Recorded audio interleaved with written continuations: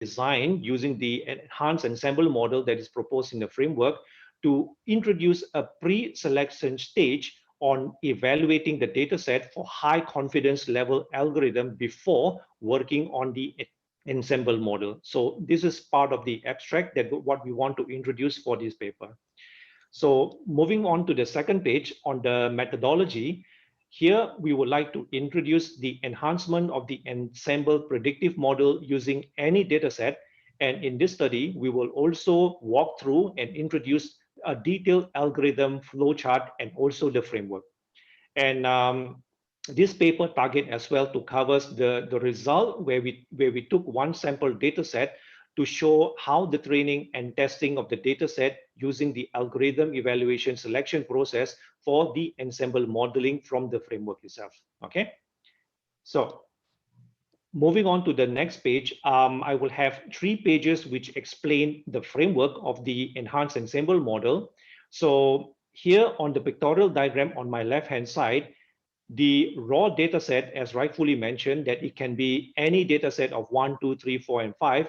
And depending what kind of a data set that we want to test, the process of training and testing and validation of the data falls into 3 categories, which means that once the data falls under this category, it will go through to a learning process where we predefine, let us say, 6 sets of algorithm for evaluation. So in this context, we put logistic, decision tree, and so on and so forth. Here, we will fall into an algorithm evaluation where I will show in the next, let's say after the 2 to 3 slide on the framework explanation. And here, the result would be 3 best algorithm, which I would use the term learn best, which represented by alpha 1, alpha 2, and alpha 3, combine it together, and that is where we formulate the best algorithm for the new ensemble model for the new data set. Okay, so this is pretty much to cover the framework for the enhanced ensemble model. So if I'm moving on to the next page, this would be the flowchart, how it would work. So let me walk through to the 7-step process. So number 1, we will have a data preparation process. We are doing a definition or defining the training and testing of the validation of the data set. We will then start the algorithm of evaluation on training and testing of the data set and conditionally select the top 3 confidence level. From the step number 4, on the defining training and testing validation data set for the ensemble model, as rightfully mentioned, alpha 1, 2, and 3, from this context, we can then now start the ensemble model on training and testing of the data set. And from step number 6, this is where we can use the model as rightfully calculated to be the so-called best one after the learning process. We can then use it to compute the best optimal performance model for the new data, and hence we can start with the prediction. And on the last piece on the research methodology on combining the detailed flowchart and the major algorithm step as mentioned previously. So this is where how we club all the steps from step 1 to step number 7 on all the major steps for the enhanced ensemble model process, that it would work. I would say that up to this level in this paper, what we try to do is to calculate the best fit model that can be used for prediction. So this is pretty much covered on the research methodology. So if now I move to the experimental result, as rightfully mentioned, here on the step 1 to 3, as rightfully said, we will go through the initialization of the arrays for the 2 variables. We run through the training of the data. We run the model declaration of the 6 model as rightfully mentioned just now. And here then we will do the testing of data of 80-20 split using k-fold validation. And on my next slide, here would be the result on how the algorithm actually works. And this is the computation from the sample data set that we took, and with all the level of confidence that we see that populated on the chart on the right-hand side, we can then tell, let us say on all 3, which is more than 7.5%, is logistic regression, LDA, linear discriminant analysis, and Gaussian naive Bayes. Okay. Next, on the ensemble model process, we took the step 4 and the 5. This is where we have the three alpha values, which is alpha 1, alpha 2, alpha 3, and then the ensemble model will take and club the value, and this is where we will get the result of 0.770830. So this is pretty much covered the steps 1 to the 5 on running the ensemble model framework for this particular paper that I wanted to share as of today. So before I go to my conclusion, you may ask and wonder why, where is the steps number 6 and number 7? Intention of the paper for this presentation today that I'm walking through the steps 1 to the 5. And for the next upcoming work, because on this particular paper, which I'm now touching on the concluding part, here I wanted to present the conceptual framework and algorithm for the predictive modeling using the enhanced ensemble model, as rightfully mentioned, for the past couple of minutes. So also, we want to introduce how the algorithm selection process work on the testing validation of the data set on the 6th algorithm in order to compute the top 3 confidence level, that what I've shown you previously on the best result for this model. So having that said, in the next upcoming, let us say, perhaps I would use the term journal writing, or maybe on the next conference proceeding, what we, or I would say that the term I use I coin in my professor from UTP, which is Dr. Vijan and Dr. Muhammad Fazil Hassan, that we wanted to put up a paper, which is journal, to have as well a comparative performance study on the ensemble modeling, not only using k-fold validation, but we were thinking about putting AIC, BIC, and put up a couple of 2 test cases to compute steps number 6 and number 7. So that is pretty much that I would like to cover for today's presentation. And thank you very much for your time. And here, just to put up some reference that I took up from several studies which are Thank having you. doing the ensemble Thank model, sir. you, Jansen. Yeah, Lognathan sir, so if you have any queries, you can go. Yeah, good morning, Johnson. It's really a yeah, good sure. presentation. I just want to understand one part is Sure. that in the presentation model, so you are Correct. not presenting complete part, right? So you are explaining Correct. that whatever you are just to prepare the ensemble model framework, you are just Correct. preparing that model. So That is still correct. the step 6 and 7 comes, then only the complete output will be there. So probably it may Mhm. be in research, you are presenting whatever you are done so far, correct? I am understanding. That is correct. And This is I have this. one Mhm. question is that, so whatever the process flow and the chart, whatever you are showing for the data analytics preparation, so Mhm. this will be the regular, how it is a difference or unique, which is normally doing the data analytics and this ensemble model. Definitely, definitely. This is an extremely good question. So, Dr. Mohan. So the point is, I won't quote the term difference, but I would say that in this particular model, because everyone, I use the term, every researcher has a method to build their own model. No? I mean, this is to put a high-level blanket statement. The thing which are difference between this model and XYZ model that has been done by many researchers, the thing is, here I would say that we do the calculative analysis on what means the best algorithm before you even start to run the ensemble model. Because ensemble model, we have bagging, boosting, and as well you have this the tree-like analysis. But here, what we are trying to prove is that before you coil in the ensemble model, where you want to pick either one of the best practice that is in, let's say I use the word market, and what we want to achieve is to run the analysis upfront, pick the best algorithm out of the 6 that we choose from here as a case study. From that context, then we ensemble it and run it and to produce our result.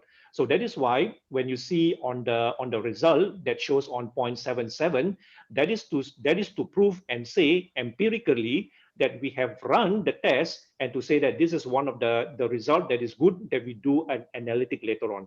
Okay, so hope that answered the question. Yeah, yeah, thanks for your answer. So I got that point. So one more question I have is that you already in your model set. So what you are seeing is you are having the data sets. These data sets Correct. will be processed with algorithms. Then you go for an alpha. So alpha 1 Mhm. and 3 method. after that, you are bringing in a new data sets. From Correct. the That new is correct. data sets, you are including the ensemble model. Then it is sending for the next process, right? That is correct. Yeah. So what is the difference in these algorithms used for tuning the generating to the new data set and what you are specifically doing this ensemble model? What is Okay. the usually adding? How it helpful for the new data set preparation? That is a rightful question to ask as well. Perhaps I put a context pertaining on the exploration for my next research, because what we are trying to do and achieve is that in this particular paper, you have seen so far that we run 6 algorithm marking into alpha, and from that alpha context that we will have a value to say, tick mark, this is a good model that we will run empirically. So how you rightfully phrase it, there is another one particular step that is not presented in this paper on a conceptual context, which means that there are 3 stages that you need to run. Because my point is, when you want to really put a tick mark on the performance validation, in this paper, we mark k-fold validation. On the next context, to fill in the dots and the blanks on your particular question, so you also somehow have to run a different kind of a set of a performance validation. I name rightfully AIC and BIC. So out of these 3 later on, you will have a second stage of validation, which means this is a kind of a future enhancement work, which I'm actually working at the background now. So, I mean, I populated the first round of a result on the data set that actually prove if I now use a bagging, boosting, and also several methods of ensemble that is currently in the market. And from that context, I will have a value to make the comparison. My model, I use the word my model, it is good enough and empirically smart enough, I use the word, comparing to the bagging and the boosting. So from that data set as well, from that context, we can use it and plug it into the steps 6 and the 7 on a real world application, or should I use the term actual data set that will comes in later on. Hope that answered the question, sir. Yeah, got it. So is there what I understand from is you are not defining this as a for unique use cases. You are defining the framework, right? This is correct, on a framework. Yeah. And And yeah, just to add, in the sorry, during yeah. the framework, so when you are saying there are algorithms are using for this one, then there is no limitation of 6 algorithms, right? It's based on the use case. That You can able to correct. define more number of algorithms, which will help us to Mhm. create the new data set. That is correct. That is correct. I mean, the 6 algorithm that you are seeing here, it is only marked, let us say, from 1 to 6 for the sake of research to publish in this particular paper. But I mean, the point is, we have to somehow view what kind of a data set that actually logical to run this particular set of algo. So what I'm trying to say is that perhaps if we take a dengue analytic, they will have a different set on algorithm that you want to run. And if you want to take a transportation data, you will definitely have a different set of algorithm that you want to run. So yes, you are right. It does not limit up to the 6 algorithm, because this story is a kind of a dynamic that you can base on the data set that what you want to analyze, then you plug it over here. And it is also not dependent on what data set. It is open to any particular data set that you want to analyze. Okay. Hope that Got it. answered the question, sir. Yeah, thanks, Jansen.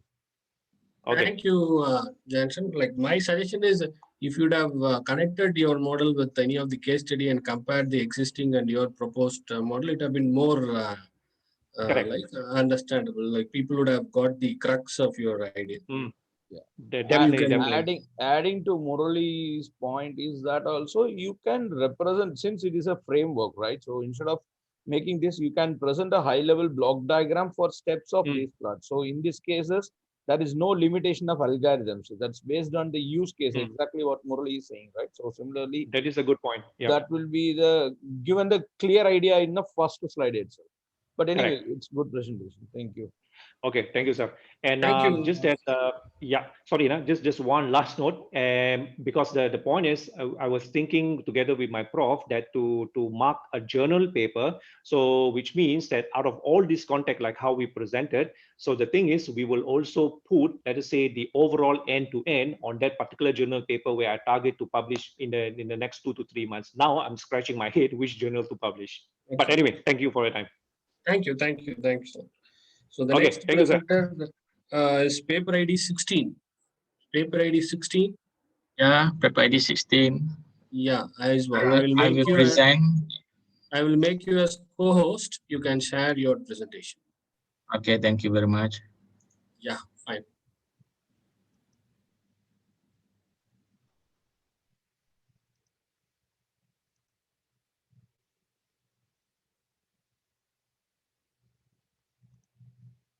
Good morning. So today presentation is title is PCIe IP validation process across process corner voltage Can and you temperature. please put it in slide mode, presentation mode? Please put it So in slide. I have put it in slide mode. Go to slideshow and then you just present. Okay, can you see? No, not it. You haven't shared it.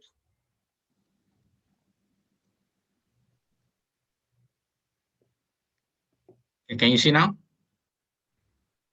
Yeah. Okay. So this is in the full mode. Yeah, go to slideshow. Can you see this is the slideshow? Can you all see? Actually, you haven't shared the entire screen. You have to share the entire screen, only then your slideshow will be usable. I think I have shared. In my screen is already slideshow. Yeah. While sharing, you have to share the entire desktop. Okay.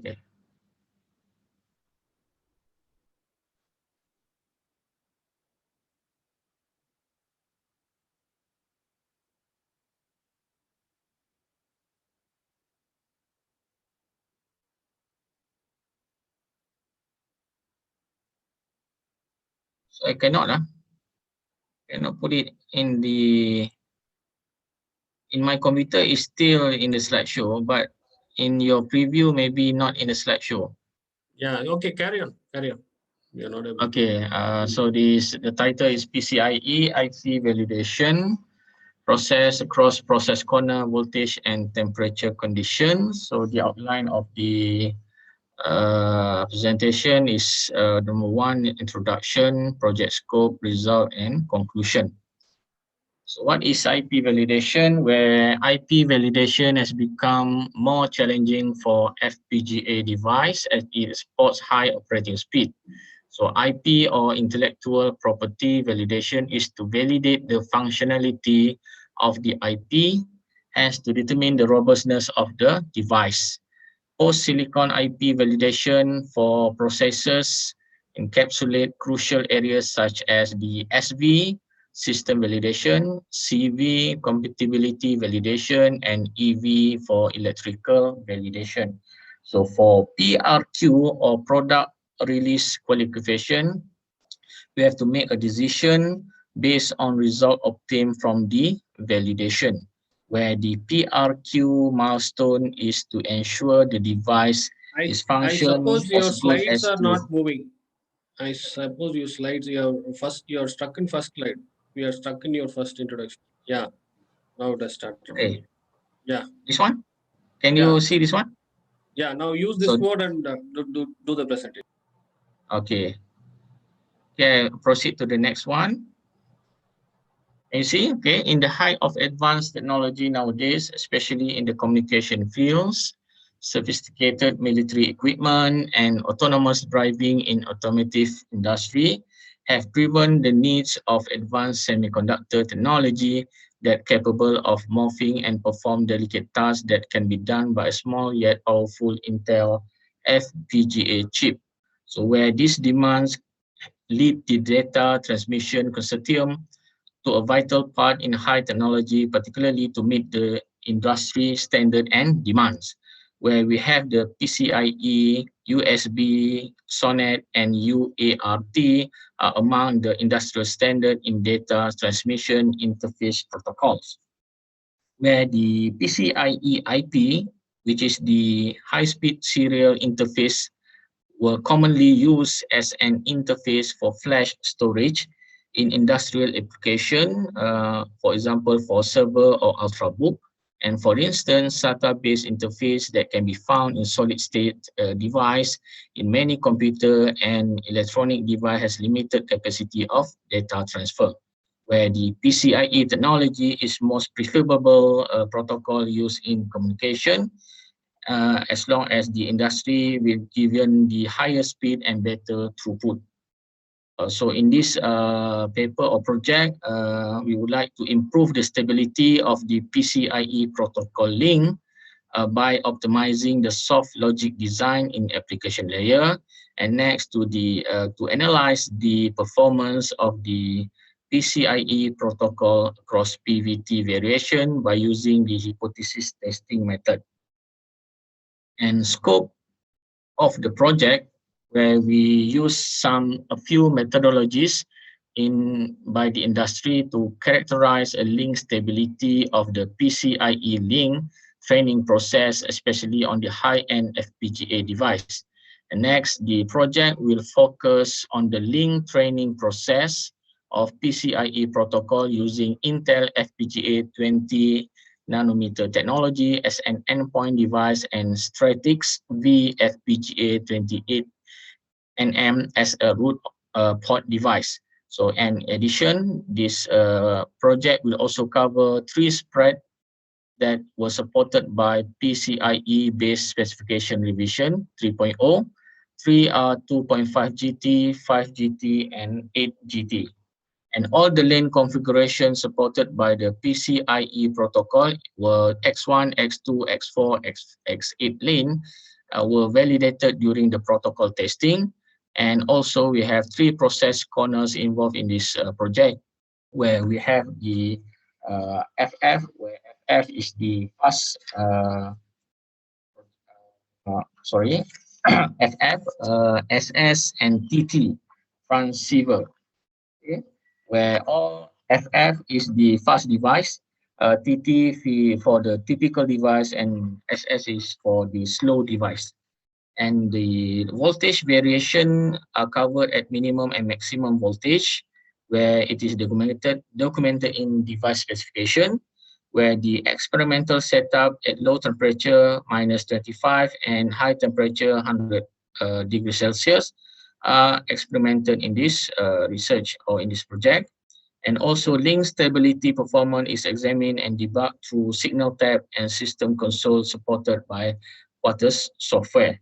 And all the flow of autonomous using the TCL language, and the hypothesis testing is using the Minitab is for the ANOVA, and also the Turkey comparison were applied in this method. And we move to result, where we have table 1 and table 2. Table 1 is the Gen link up to LO state with 2.5 GT, and Gen 2 at 5 GT is linked up successfully after reset is applied for 1,000 times. And for table number 2, the protocol test result is collected at nominal voltage and nominal temperature to see the performance of link training is achieving LO state for every speed change. So table number 3 shows the link up testing at Gen 1 achieve LO state across all conditions for 1,000 system reset iteration, where the result shows that there is no difference from X1, X2, X4, and X8 lane configuration at Gen 1, 2.5 GT, and link up training having less reset mechanism at the transition state, where table number 4 shows the link training hits a failure at Gen 2 times 8 at low voltage and low temperature, and where the worst case for link up test for Gen 2 is expected as Gen 2 speed require additional LTSSM substate transition. And next for table number 5, where we have Gen 3 times 4 has 2 points of failures at low temperature, but the occurrence rate is lower than Gen 3 times 8 failures. So the failure at Gen 3 times 8 is expected as it increased the speed of data transfer. A lot of switching mechanism need to fulfill, where the table number 6 shows the raw data for speed changes test at SS unit for 1000 iteration at voltage and temperature variation. So in table number 7, the discrepancy of failure rate, the link training sequence are observed, and timeout will happen a few LPSSM substate as cause infinite retrain on the link based on the result of table number 7. And where we refer to table number 8, we result the performance of the link training during the multiple bidirectional speed changes, where the failures caused by the Gen 3 electric performance is not optimized for the SS unit. And further analysis is given in the next table, where table number 9 and also table number 10 shows the stress test result for the link up testing in Gen 1 and Gen 2 respectively, where both are passing 1000 iteration of system reset across voltage and temperature variation, where there is no difference in terms of performance using the FF unit. And it will give the next result, where in table 11 and table 12 shows the bidirectional speed changes of Gen 2 and Gen 1 passing across all configuration. And last one is between table number 13 and table number 14, where the result shows the getting link failures during speed changes between Gen 2 and Gen 3, and the failures are caused by the combination of link training issues, where when the speed getting faster, the faster corner easily hit the failure of the link training. So from the result, so we can make a conclusion that the debug method is applied for the link training issue found in the validating 20 nanometer technology in Intel FPGA, where the expected operating speed and link width can be achieved in LO state without having major link training issue. And also the analysis proved that the performance of PCIe link training across PVT depends on the device characteristics. So that's all from our presentation. I'm very sorry about the presentation because I have a few problems in the link. In the Not a problem. Thank you, Aizwal. Thank you. So now, if you have any questions, you can ask, sir. The line also not very stable here. I'm very sorry. I'm not hearing very clear. Okay. So currently for this validation process, IP validation process, are you using any analytics or data path? In terms of analytics, to prove the reliability and validity of the result, we use the ANOVA and also the hypothesis testing using the statistical analysis. The ANOVA, we use the 95% confidence level. The results are in the full paper. I'm not sharing here. So are you implementing this currently, or this is a proposal which you are using the use case for this conference? So this is the in the Intel company proposal, the project they are given. So basically, this is the project that we would like to implement. Okay, so you are working for Intel project. I'm presenting on behalf of the person that working in the Intel. Okay, got it. Thank you, sir. Thank you. Thank you very much. Thank you. So the next paper is going to be paper ID 101. Is there 101? Yes, sir. Yes, Myself, Sheetal, sir. Sheetal. Yeah. Yeah, I will make you as co-host. Sure, sir. Yeah, you can share your screen.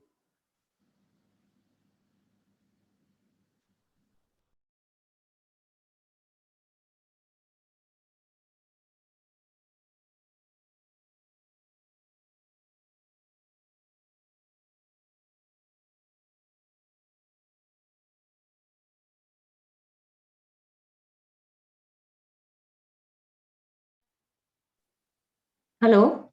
Yeah, you can start. Yeah. Good morning, everyone. Myself, Sheetal. And today the topic of my paper in the conference is amalgamation of Internet of Things and recommender system. So these will be the topic I will be covering. So what is internet? Today, internet has become ubiquitous and touched almost every corner of the globe. And it's a paradigm where every object or device has turned into smart and connected so that they can interact, collaborate, exchange, and information with each other. Or we can say it is a guided association between the physical, digital, and virtual worlds. So, what are the major components of Internet of Things? Are things or devices? These are the endpoints of front-end components of IoT system equipped with embedded sensors that help to interact with the environment. Gateways, they are act as a bridge between the IoT sensors and actuators and the internet. Cloud, cloud comprises of data storage units and virtualized servers. They are important for aggregating data and drawing insights from the data and allow high scalability. Analytics, it processes the data intelligently to get the inferences from the data received from the cloud and has advanced computing capabilities. And user interface, it allows a user and cloud interaction. They are used to accomplish the action taken based on the analysis done. So how actually it works? Our devices smart devices assembles data from their surroundings and route it to the cloud through gateways. Cloud process the data into smart information using AI or ML models, and then outcome is notified to the user outcome where actuators or the other devices could take action automatically or can notify the users to take the required action. So there are various applications available over the net for the IoT, which are already in the market, like smart air traffic system, homes, environment, healthcare, agriculture, retail, industry, and etc. But still, sorry, but still, IoT faces many challenges in its easy adoption, like privacy and security challenge to guarantee the security, the protection, data trustworthiness, user confidentiality across the network, and even the cost and implementation time of a complete IoT setup is quite high. Interoperability is also a big issue as different industries are accommodating support for IoT with their applications. So issue of lack of common architecture and standard is there, and to facilitate high level of interoperability. Moreover, as everyone is jumping to IoT, enormous growth of users, a wide range of heterogeneous type of data is being generated at high velocity, will be difficult process to thus efficiency and the speed for processing this high level of data is huge data is difficult. Also, to generate decisions accurately, more precisely, deep models are required and large training data sets are required, which are sometimes crucial to or cumbersome to manage. Moreover, same solution cannot satisfy all. So IoT, a tailored version of IoT is required to satisfy the diverse needs of different types of users. And moreover, the lack of knowledge is there. When many times it is rightly said that many times the things are available there, but due to lack of knowledge or with unawareness, it is not possible that every solution we get found it on the net. So these limitations causes hindrances for easy adoption of IoT to the masses. So I propose that a recommender system can provide the viable solutions, to issues that arise in easy adoption of the IoT. So let's first understand what a recommender system is. A recommender system is a system that assists in making recommendations or filtering the entities over the information overload over the internet. For example, when you go on YouTube suggests makes you recommendation what more videos you can view, or you buy a product on Amazon, it suggests you how much more things you can buy. from the Amazon. So why recommender system? Because it makes information filtering quite easy. It enhances user experience because user not have to navigate through all the information, all the products available over the net. It reduces the search time and the navigation time, increases the productivity for the user and the credibility of the site for the user. Also, with the help of recommender systems, users are able to discover the products which they might not locate otherwise, because there is plethora of applications available, there are products available over the net. So in short, it has a win-win situation for both the parties, for customer as well as the businesses, because as according to McKinsey, a survey in McKinsey, they says that among a total of 35% of the purchases done on Amazon are coming from their recommendation system. And similarly, 75% of what people are viewing on Netflix come from the recommendations. So the recommendation makes things very easy. Now, recommendation on the basis of the classifying techniques can be classified in these 5 level types: collaborative filtering, content, demographic, knowledge, and hybrid. Quick look. Collaborative filtering, but in collaborative filtering, they do maintain a user interaction matrix where the history of the user is maintained based on the user's interaction with the product, with the site, or with the business in his past time. And then they make recommendation, they find similar users and make recommendation to them. Right. This is the kind of matrix they maintain for any user when you interact with any site. And this interaction matrix they can gather from explicit rating, feedback, or implicit rating or feedback. Then we have content-based rating. In this case, a user profile is made with some user properties or user traits. Item profile is made with some item properties or item traits. Then a filtration system filter the common things between common interest of the items and the users, and then recommend it to the user. Then we have a demographic type. In this, demographic traits of the user such as gender, age, country, career are chosen to make the recommendation. It is based on the idea like if a user of age X likes this, then the other user of the same age will also like this product. And the other one is knowledge based. In this case, we explicitly ask the requirements of the user and they match that requirements to the solutions already available in the system. And it is very well suited for the things which are not purchased frequently, such as cars, houses, etc. And last one is hybrid. It blends the one or more technique available previously described. And but best part of it is prime forte is it leverages the positive of all the methods and can overcome their limitations. And hybridization can done in assemble way, monolithic, or mixed hybridization. So increasing trend shows that the IoT has already reached to very ground level, from our businesses to the homes or to the individual persons. But there are still many problems which IoT facing before its easy adoption to the market. Here I have portrayed some problems that are existing in IoT that can have a possible solution with the help of RS, that is recommender system. Like huge data management is there, which is because of the complete data processing of user data is being done in IoT. But if we apply a recommender system there, the recommender system will filter the data of the user based on its context, and which will increase the speed and efficiency of the efficiency management. Another thing is network congestion and bandwidth issue is it, because complete data of the user in an IoT is sent to the cloud. But with the application of RS in between, it can filter out the unwanted data and only the desired or context aware data will be uploaded to the cloud. It will improve the response time for the user. Next is unawareness. Most of the time things are available over the site, over the network, but unawareness or lack of time to evaluate the products, it is difficult for the customer to find the right product for him because there is information overload over there. So if recommender will be there, it will provide the user the things what he actually wanted based on his interest from the various interaction he has made earlier, or what are the basic traits he has having. It will reduce the search time for the users and enhances the user experience as well, because user will say that when I visited the site, I will get what I want. So it increases the flexibility also, because same solution cannot satisfy every person. So it will make a personalized recommendation in IoT, and that will increase the usability of the recommendation to the user, which will increase the customer satisfaction. Moreover, whenever you find the popular items, they get costly. But with the help of recommender system, a user can set the economic condition of the his requirement, and he can be available with a pocket-friendly product, pocket-friendly solution he can opt for.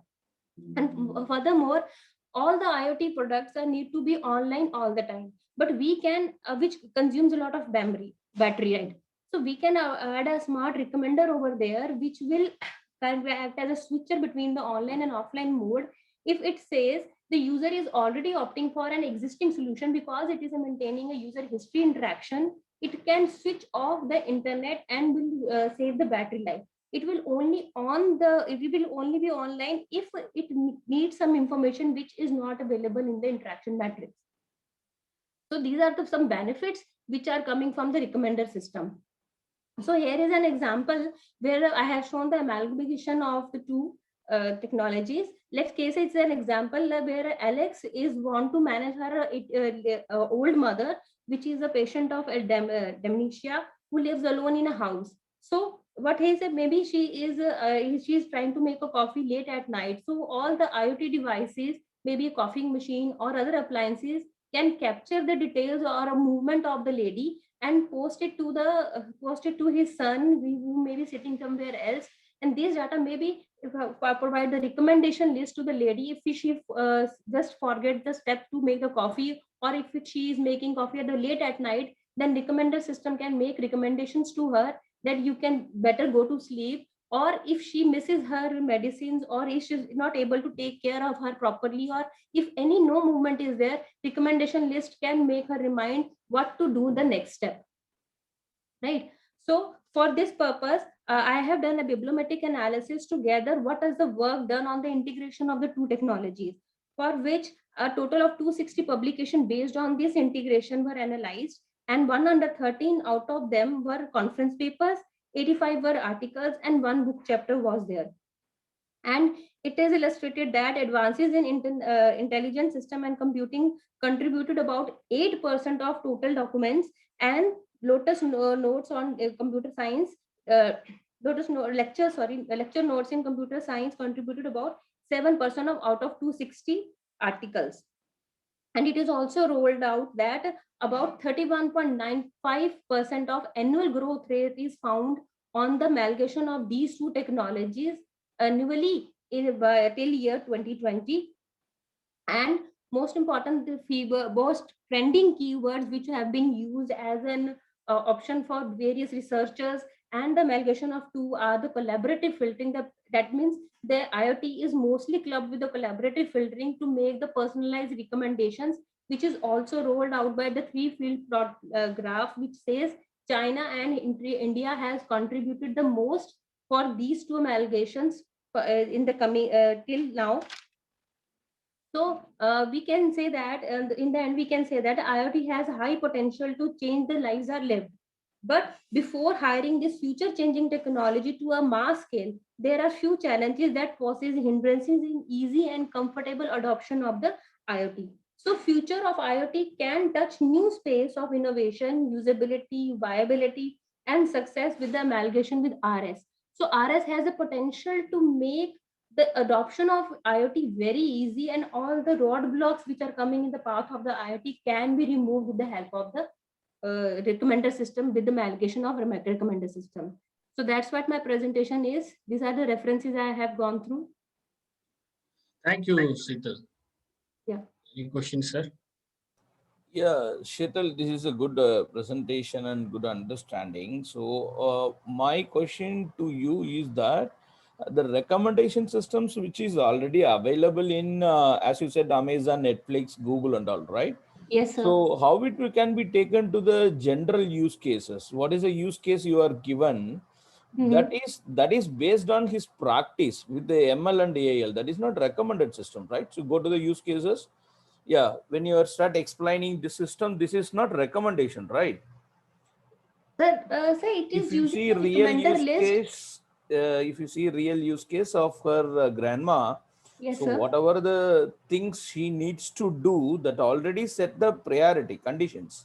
Based on the conditions, so whatever the data is available, they are doing it, right? So Yes, there is sir. a difference between what you are explained with Amazon and Netflix, this use case. No, recommender system can be used here as well because it will gather the information collected through the sensors and actuators through IoT, and will use these information as a demographic details and can find viable solutions available on the net and make recommendation to the person that what the person should do the next. Okay, that is defined as an steps which are already available for that cases. For example, if you are seeing in Amazon and Netflix, Yes, sir. what type of movie you are searching, that is Yes, sir. search based system, the recommendation system will fetch the data which is coming from database. Since there are so many of data available, then it will be recommended, right? Yes, But sir. for this use case, this is only limited to steps what she wants to do it. No, Correct? sir. No, sir. Sir, Mhm. sorry. We can what if it can be done? Maybe she is in a case which is quite different, and it is not in the history of her metrics. But IoT and amalgamation of the two will do. It will search the net. What are the other Alzheimer patients will be doing in such situations? Okay, Right? so what you It are will find saying a is, similar persons like her and what their use cases will be, and inference the results from that and can recommend to the person. okay, so what you are saying, explaining here is without manual intervention, Yes, whatever sir. she required needs to do. Because when you are explaining that these cases, you said that it is goes to her grandson or something, then there is a recommendation. So what you are recommending, there is no manual intervention. This Yes, sir. recommendation system can be used as per her conditions. Yes, sir. It's a both Okay. way, sir. His grandson is also getting details of the person, as well as he can make changes because IoT automated responses can be inputted, or even the system can be autonomous, or the person can respond to the just. For example, if the temperature is seems to too high and the mother is not able to gather that, then his grandson can make through IoT can recommend the system or can make the system to lower the temperature like this, so he can also manage sitting far away from her mother. Okay, then go to the previous slide. I just want to understand the last use case, that battery life. So what you're trying to say here with the battery consumption and save battery life? Yes, sir. This is just an idea from my side that because IoT products are need to be online all the time. But sometimes the use cases what IoT is recommending are already recommended in the past as well. For example, if I say whenever my temperature of my room is going to beyond 26-degree temperature, lower it down to 18. Like for example, this. So if we add a recommender system in that, recommender system will maintain the history of what I have already opted for in the past. In that case, it will not need to go to the cloud again and fetch the data again and then say that okay, lower the temperature again to 18, because I have already done this in the past. It can automatically take decisions without going online. Then recommended system will be stored only on the particular ECU which needs to take control, right? It is not available in cloud. So in this particular case, it can take recommendations because it is referring to my past history as well. What were the actions I used to took earlier also for the same use case? So in Yeah, that right, but particular, your past history will be available only in cloud, right? the recommender system can maintain it offline. For example, we have cookies, That's right? what I'm saying. So whatever you are saying, Yes, that sir. recommended system you are not asked to implement only in cloud. Whatever the ECUs, whatever we are using this application, you are recommending the recommended system in there itself, right?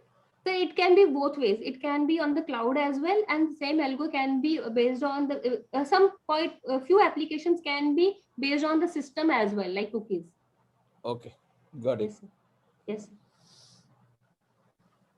Yeah, thank you, Seetal. So the next presentation by paper ID 108. Paper ID 108. Presenter, is the presenter available? Paper ID 108. Amanpreet. Yes, sir. I am there. Yeah, you have been made as a co-host. You can start presenting. Okay, sir. First of all, good morning, everyone, and I am going to share my screen.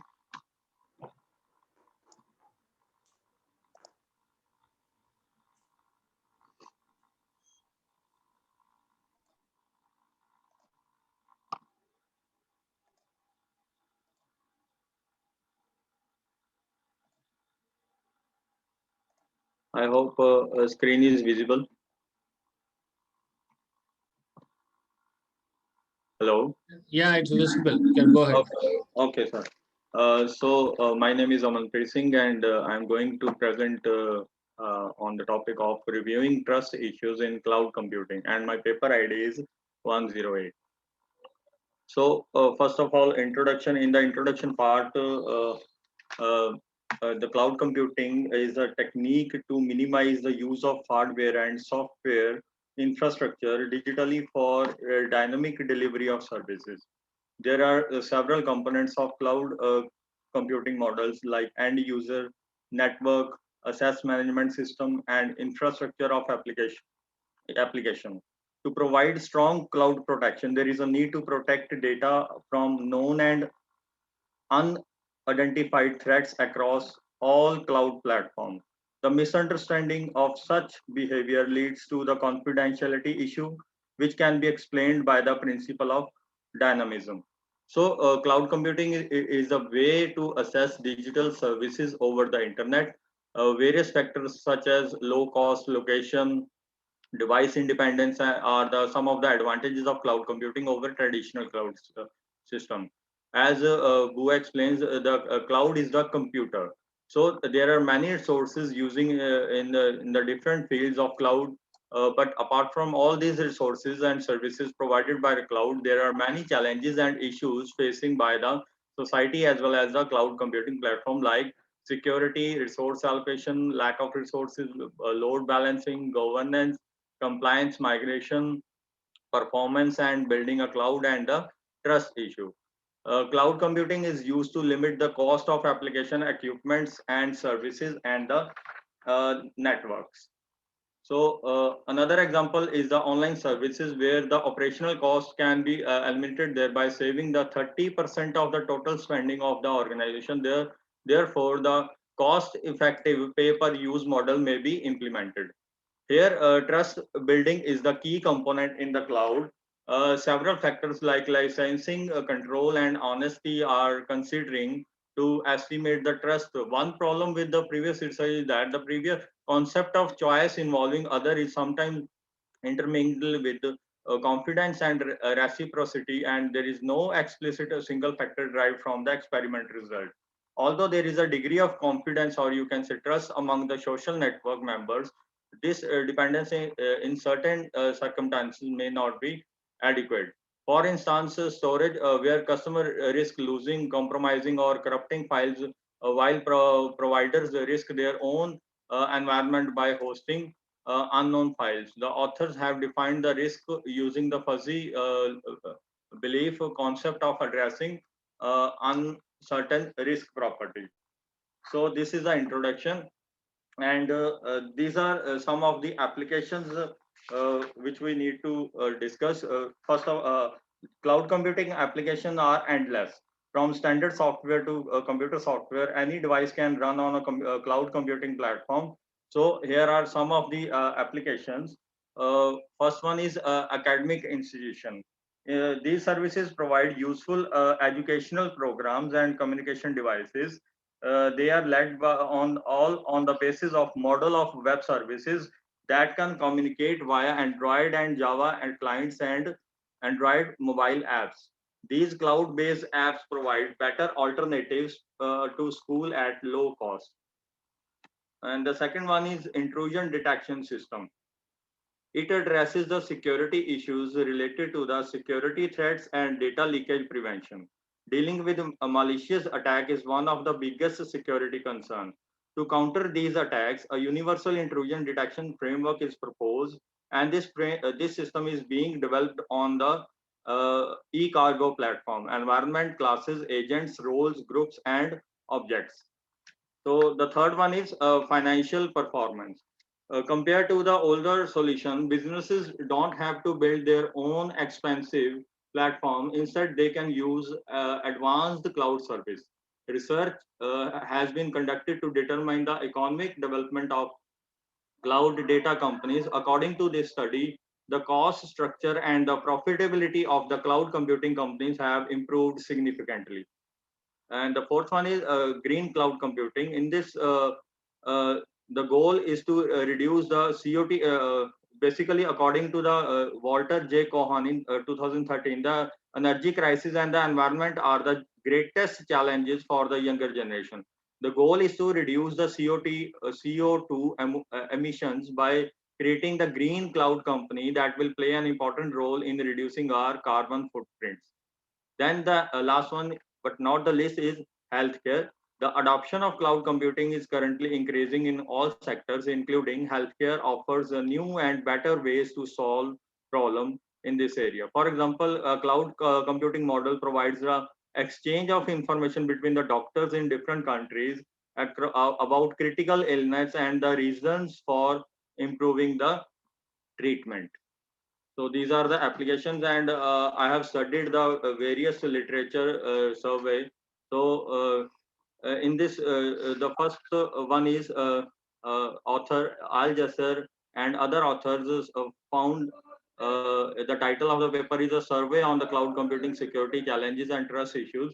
And according to them, the survey found that at least 20% of the respondent had no cloud protection information. Some participants were unable to provide recommendation for enhancing cloud protection. It is clearly from the study that the company must train its employee to consider the implications of data theft and other security vulnerabilities in the cloud world. And the second one is from the Devi and the other authors describe the common security issues. In the title of the paper is Towards Security and Privacy Issue in Cloud Computing Environment. According to them, the security issues for cloud computing, along with the reliability of the cloud platform, the paper touched upon the trust and the confidence issues associated with the new age platform. And the third one is from Gupta and other authors explain in the title of the paper is the trust modeling in cloud. They discuss the trust models are used to verify the stability of nodes across the hierarchical network in all kinds of distributed systems, such as mobile ad hoc network. Author also discussed the specific trust and the fault tolerance problems in cloud computing. They describe the multi-layered cloud infrastructure assurance and fault management strategies to enhance the system stability, reliability, and the performance of the system. And the next one is Tabrishi in 2020 describes the title of the paper is Survey on Security Challenges in Cloud Computing Issues, Threats, and Solutions. They describe the various security problems put forward by the various cloud organizations such as cloud service provider, data owners, and the standard user. The primary aim of their study is to recognize and offer an adequate response to any potential safety issues in cloud computing. The study sought to illustrate the numerous security issues, flaws, attacks, and risks. And the next one is from the Kaushik in the paper title paper capability-based outsourced data access control with assured file deletion and efficient revocation with trust factor in the cloud computing. They they said they covered the security issues that are handled by the trusted third parties and leading decision makers. The service provider is responsible for capability based access management in order to ensure that only approved user, or you can say authenticated user, can access the data. The model has been presented for the proposed work, and the analysis parameter demonstrate how security features are implemented. And the next one is Ali and the other authors. In the title of the paper is the framework strategy to overcome trust issues on cloud computing adoption in higher education. So they said they proposed basically the 5-phase strategic roadmap to deal with the trust issues which impact the use of cloud services in UK industries. The author conclude the strategy process implementation is necessary for interacting and support for the IT. Based on the proposed literature and the conceptual framework, the strategic plan for overcoming obstacles has been developed according to the current observation and the principle. And the next one is Liu and the other authors in the guest editorial special issue on trust, privacy, security, and in crowdsourcing computing. According to them, the human and the social attitude towards crowdsourcing can re-evaluate the issues of trust, integrity, and safety in the proposed new model. As people in the audience often don't know each other and are inspired in different ways by dedication, the aim of the authors is to solicit feedback in all areas of trust, privacy, protection in order to collect state-of-art knowledge and encourage further process in relevant fields. Next one is from the Khan and the other authors in the title of the paper is Trust Management Issues in Cloud Computing Ecosystem. They highlighted the issues in the cloud ecosystem which played an important role in building trust.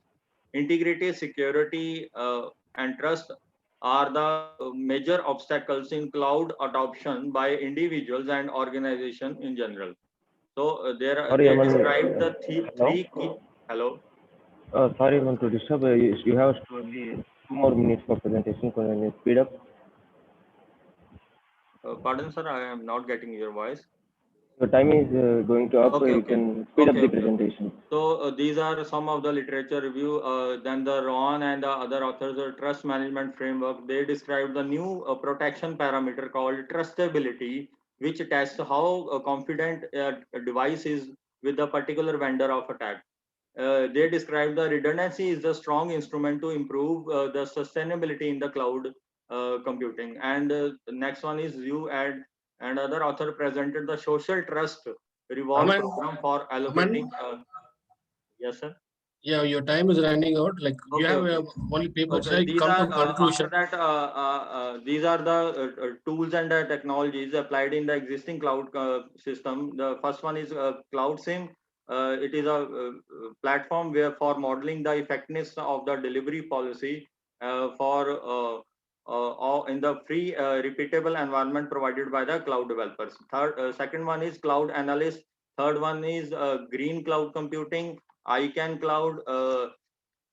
And Emosim. So these are the technologies which we generally use in the cloud system. So after that, here are some of the cloud challenges.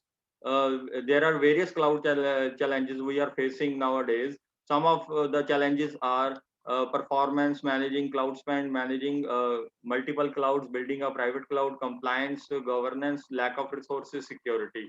And these are the challenges. And in the security part, you can see this is the major challenge which we come across while in the cloud computing. And in this table you can see this table explains demonstrates the major security problems and the software as a service is present here the good number of security concern in comparison to SaaS. PaaS and IaaS have pure security issues because better security control and it doesn't participate in the application level.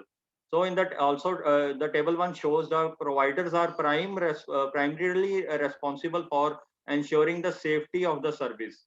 The service model security issues including data and network security have significant impact on the stability, trust, and the security of any service model. Suspect include malicious Yeah, threats can you and please go to misconduct in conclusions? computing. Okay, okay. So these are the other challenges: cost management and containment, lack of resources, short or you can say shortage of resources. Governance is there, multiple managing cloud, and this is the word cloud in the in which you can see the word cloud is used nowadays. Trust, security, and data keywords are mostly frequently used. You can see in this speaker. So in the conclusion part, the integrity, security, and the trust are the important issues that are the key obstacles to cloud implementation. The concept of fuzzy belief continues to be used to address the uncertain risk. The concern is that many users don't have a faith or trust in the shortage of storage of cloud data. More critical and classified material is found in the vast variety of organizations. Another big concern in the cloud is the consumer that have the control of the life cycle of data in order to make sure about the removal and the retrieval of data about the cloud service provider. Still, there exist many security issues like the wrapping of Thank you. Thank you, extensible Aman. masking. Thank you, sir. Thank you. So these, So I this is believe my it's conclusion. a kind of a review, right? You have presented what is there in the literature. Is there any original work that you have done? Yes, sir. Sir, I have done on basically I'm currently working on the security issues in the trust. Okay, but what you have presented is from the literature. Sir, in the literature part, I have concluded, I have gone through the many. Yeah. That's what I'm trying to convey. Like you have presented what is there in the literature. Okay, Yes, it's a sir. kind Sir, of a review. basically, the trust issues is one of the Okay. major Okay. factors. Thank you. Thank you. Okay, Is there sir. any questions, sir? No. Yeah. Okay. Thank you. Okay. Right. Sir. Thank you. Thank you, sir. Thank you. So the next presenter is paper ID 109. Paper ID 109.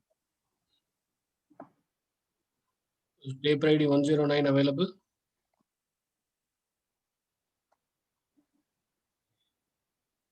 Right. If not, let us go to paper ID 112. Yes, sir. Yes, sir. 109 is there. Okay. So paper ID 109, it is Neha Sharma, right? Yes, sir. I'm Neha Sharma. Naveen, you can just make her as a co-host. Okay, sir. Yeah, I will make it. Right. You are made as a co-host. Right. Okay, You sir. can start presenting. Start. Okay, sir. 109. Yes, sir. So my screen is visible to you? Yeah. Okay. 1 second. Is it visible now, sir? Yeah, you can carry on. Okay.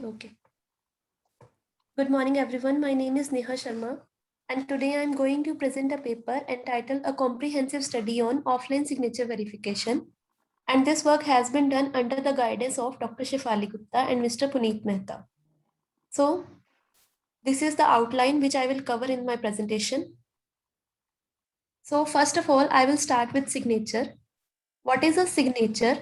A signature is any handwritten specimen of an individual's writing that specifies the first name, surname, nickname, or combination of the names used for identification purposes will be a signature. So this is the image of signature. A signature is used to authenticate a person, and the process of authenticating that person is called signature verification. Next is types of signature.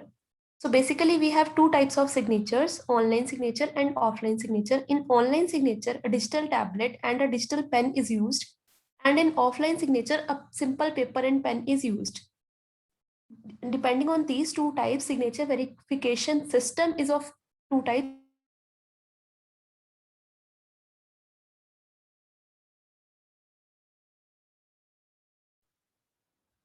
Sorry, Neha, we are not able to hear you. Neha Sharma, are you there? Am I audible, sir? Yeah. Okay. Once the signature has been done, then its verification is done. So this is the case of offline signature. Next is basically signature verification aims to detect the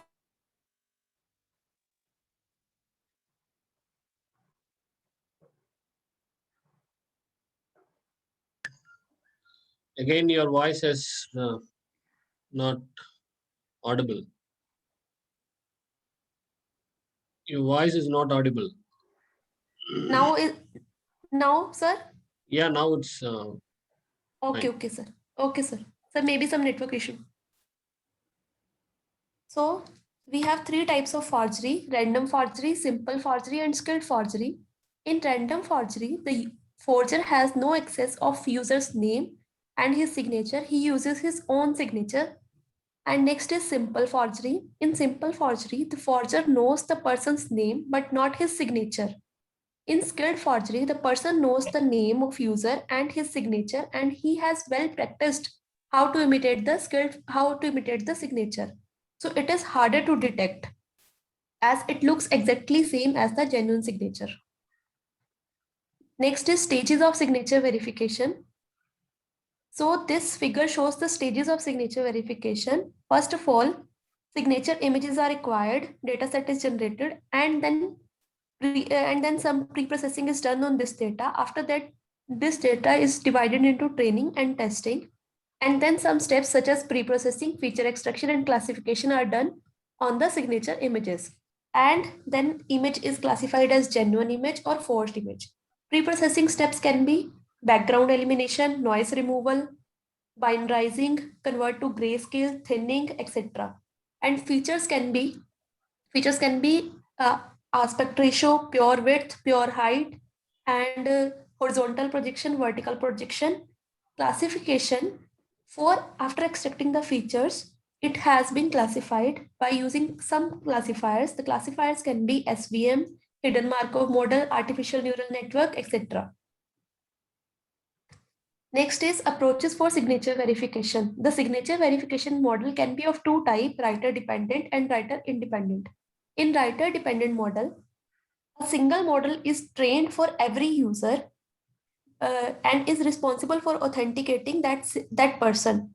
But in real life applications such as in banks, when a new user is added, where every day a new user is added, the model has to be retrained or updated for every user or every day.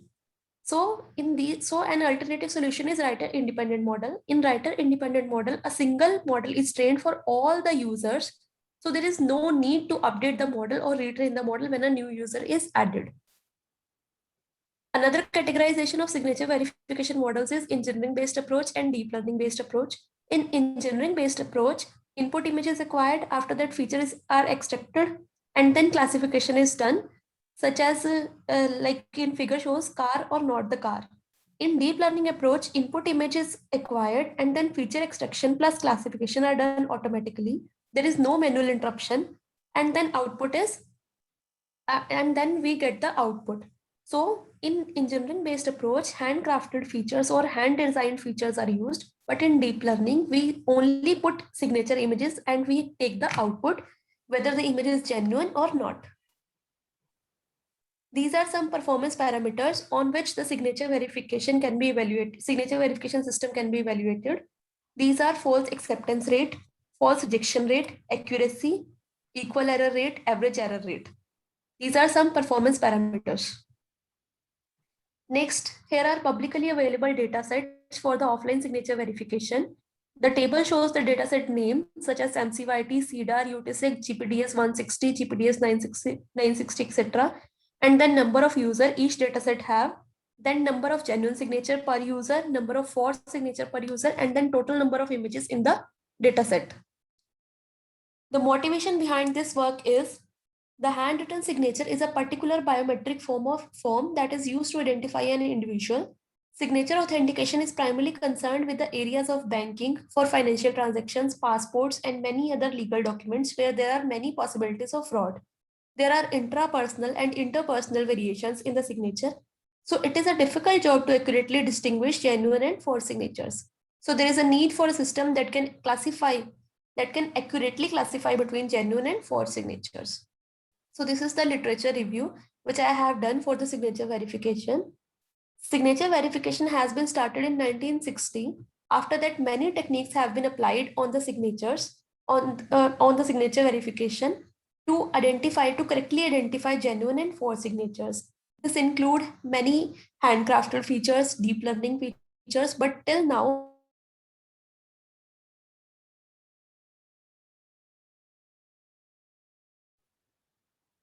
Voice not audible.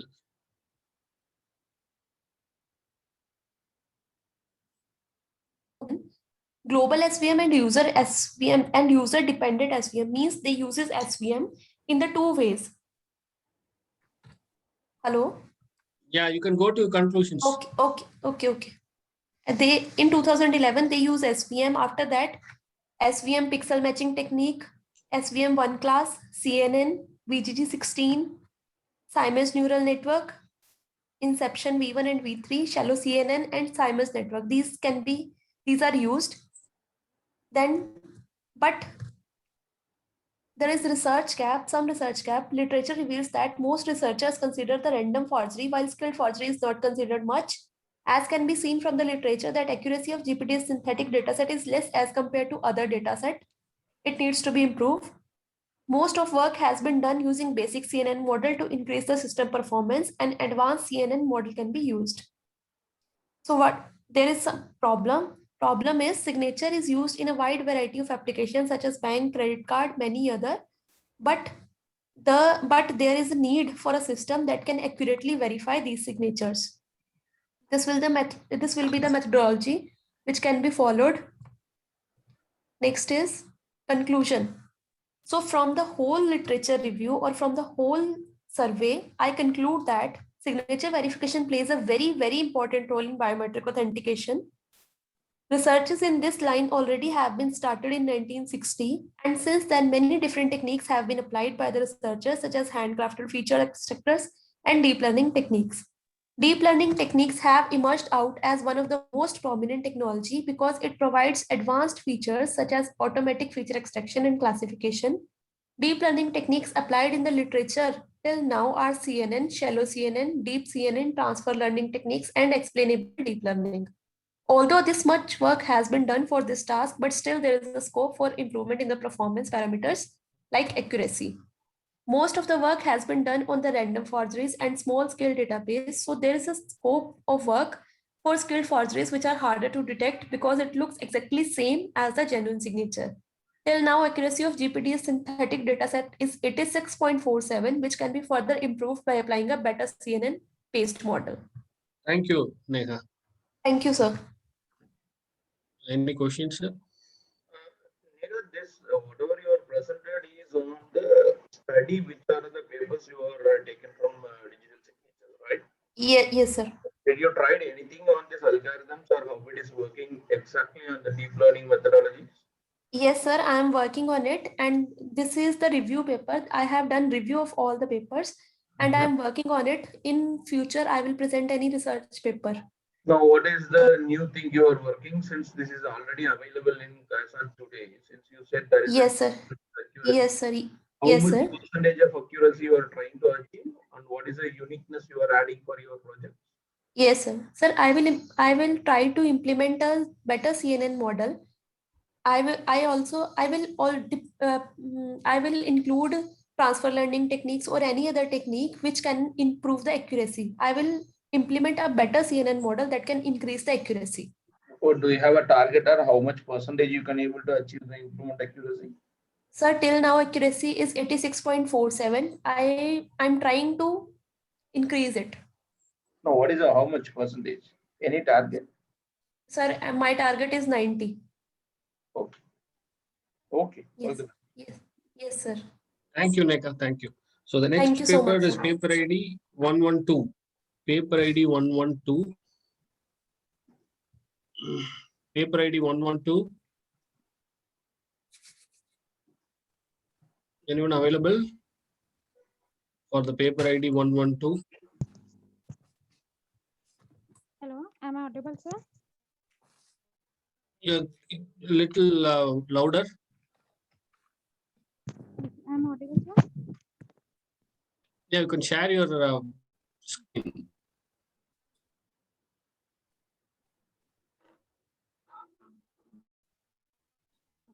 My screen is visible, sir. Visible, you just be little louder. Okay, sir. Okay.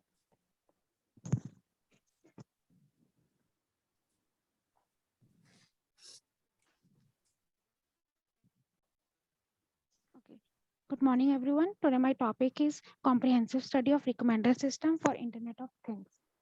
Myself, Mudita, I'm going to present my paper in the IRMS conference.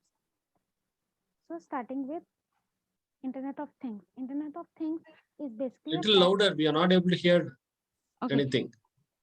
Internet of Things is a platform where regular devices are connected to the internet so that they can interact, collaborate, and exchange data with each other. So these devices interact between numerous network of heterogeneous devices, which can be either in the physical, digital, or in the virtual worlds. So basically, IoT comprises of hardware as well as software. In hardware, it comprises of sensors, actuators, gadgets, and devices.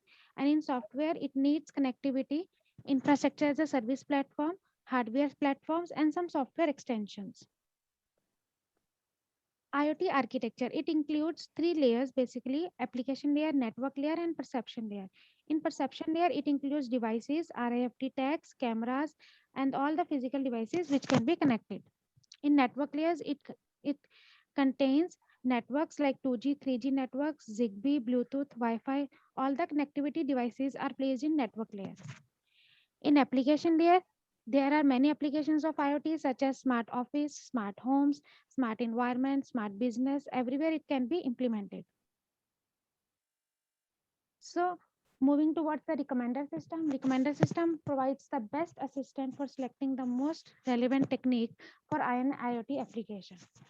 Recommender system does efficient data management based on the factors some users, devices, services, or any other workflows. So recommender system plays an important role in IoT environment by suggesting some recommendations for the sensors, equipments, applications, or any IoT workflows. IoT is an advancing technology as it is a connection of smart devices which can be connected together to provide services to various different application domains. IoT-based recommendation technologies are becoming one of the key requirements to enhance the future of IoT solutions. As the number of IoT-enabled devices is increasing, so the volume of data is also increasing. Due to this, recommendation systems are in a great demand as they provide tailored recommendations for the users. Instead of using only recommender and IoT, I am merging ML or AI technologies in that to give a fresh vivacity to the recommender system and IoT field. So machine learning plays an important role in IoT as well as this recommender system. This is the basic model which I am going to implement in the further papers. Here, the first box shows the devices, all the IoT connected devices whose data will be collected at a system, and with the help of machine learning, some predictions or some prioritization techniques can be applied using supervised or unsupervised techniques. And then based on that techniques, some recommendation techniques such as collaborative, hybrid, such type of techniques will be used to list the recommendations regarding the devices which are implemented in an IoT device and IoT enabled application. Okay, so basically it is a literature paper, literature survey paper. So I have studied some paper regarding the integration of IoT as well as machine learning and recommender system. So Paramsthiti did a survey on software defect predictions using some machine learning techniques like sport vector machines, artificial neural network clustering for the prediction of faults. Rathore also used decision tree based logic recommendation system to select the software fault prediction techniques which will be the implemented for the predicting the faults. Onal presented a framework based on MIS using IoT, which is implemented with the help of concept of big data. He uses some machine learning and deep learning techniques on big data and uses the concept of k-means clustering and LSTM models for anomaly detection. Then Firmlingly provided an overview of recommendation technologies in IoT and presented some approaches which can enhance the output of IoT scenarios. Then Gladrens, he proposed an AI system for physically challenged people which can lead to normal and independent life. He also can contain the concept of energy management where he can control and monitor the devices in an house. Altroran discussed the drawbacks of using recommendation in IoT and proposed a framework that compares existing literature to guide the upcoming research. So these are some basic recommendation techniques. First is content-based, collaborative, and hybrid. Collaborative is further divided into two types, model-based and memory-based. Content-based methods are those methods in which the recommendations are done on the basis of previous content provided to them. Collaborative filtering comprised of two things, model and memory. Model-based is used in the context when we have a fixed model corresponding to that the same recommendations or the system uses the same techniques in comparison to that model. And in memory based, it keeps a memory of the earlier predictions done by the user, and he recommends on the basis of the memory, or we can say on the basis of the history of the user's chat where he has done the recommendations for something. Then memory can be of user based or item based. It can be related to some user or it can be related to some item. Hybrid method includes the hybridization of any of the methods like content based, collaborative. Among them, there are also some others, knowledge based, content aware, which are also used. But mostly after a survey, I did to come to know that only these three basic are the most commonly used techniques of recommendation systems. Then this is the literature survey regarding the use of machine learning in recommendation systems and IoT to increase the performance of the IoT devices. You proposed a framework for e-commerce recommender system for accurate recommendations of multi-source informations for women for doing the online shopping. Asthana built an RS for monitoring personalized wearable technologies exploiting some ML classifiers. Rash used unsupervised learning to build a recommender system for smart homes. Voltana used decision tree algorithm for social networking sites to maintain a multiple level recommender system. Ayaya designed a recommender system using machine learning techniques for music recommendations. And Young built a recommender system for fitness club. Yeah, Mudita, I can go to conclusions. Okay. These are the outputs of my paper that I have selected 1005 relevant publications from basically 4 databases: Springer, ScienceDirect, ACM, and IEEE. I have chosen these all 4 parameters because they are considered as the most authentic sources of information. I have surveyed paper from 2011 to 2017, which are categorized on the basis of their output in the next figures. And I have seen that recent research trends are spotted for future recommendations intended to work in recommendation based IoT domain. So this is my first output, that out of the total paper, around thousands paper, these are the main techniques which recommenders of the recommender system which are implemented in these 4 type of publications. And we can see that the collaborative filtering has the maximum amount of papers in this domain. Then this is the number of papers in different publishers in which they have done. So we can see that IEEE has the maximum amount of publications regarding this concept. These are the approaches of recommender system with respect to country, that how much they are contributing to their to this recommendation and IoT approach. These are the some research issues which I have figured out while studying the recommendation and IoT approaches. So firstly is security and privacy. As various connected IoT devices are connected, so it increases the system vulnerability to security threats. Cost, the system should be cost effective to promote its effortless acceptance. Interoperability, there are different standards for facilitating level-wise interoperability. So the organizations must follow standard protocols or encodings for an IoT devices encodings. Distributed data analysis, as high volume of data of IoT devices, it is difficult to maintain the data, which is also a challenging task for the existing techniques of data analysis. False severity, as it may cause please go, Russia, please go to conclusions. Okay, so basically moving to the conclusions, that recommender system play a vital role in recommending IoT solutions. I have surveyed some various techniques such as collaborative, content-based, hybrid, content-aware. I have figured out some issues which the peoples are mostly figuring out. Recommendation like security, privacy, cost. The techniques also, I have used the machine learning and deep learning techniques. So these are my basic conclusions, that latest research is done on a recommender and IoT, in which the top contributing country is China, followed by USA. Maximum number of publications is done by IEEE, followed by ACM. And in future, research can be done on this with witness numerous and new innovative avenues. These are some references which I have followed for obtaining the results. Thank you. Thank you. Thank you, sir. Thanks for your since the review. Have you done anything on your own? Like, or any progress that you want to share? Sir, I am working on a system in which I am developing a IoT-enabled device for recommending some faults in the system, early faults, so that it can be prevented. So I'm working on that, but for that basis, I have done this review paper so that I can do that paper. Right. Thank you. Yes, sir. Any questions, sir? Yeah, please pardon, sir. Hello. Yes, Hello? sir. Yes, sir. Hello, sir. I have a question regarding this paper. Yeah. Sir, actually, ma'am mentioned that this paper is a review paper, and he has mentioned some prominent databases where from he has collected his articles.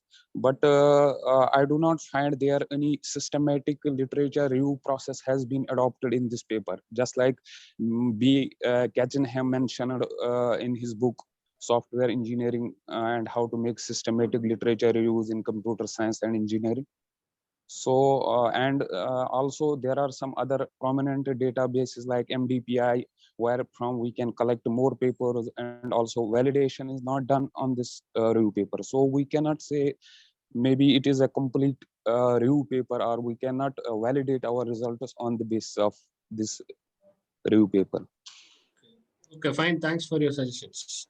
Udita, you can take his suggestions. Yes, You can sir, work yes. on it. Yeah. But sir, when I searched to the database, the maximum numbers of paper which I encountered regarding recommender system, IoT, as well as machine learning, these four were the top contributing publishers. These are the MDPI, elsewhere are also some of the publishers who are publishing in these areas, but these were the top four, so I consider that only. Okay, thank you. Yes. So the next is paper Okay, ID thank you, ma'am. 113. Paper ID 113. Okay, thank you, sir. Yes, sir. Okay, Anchit. So Anchit, you can start presenting. Yes, sir.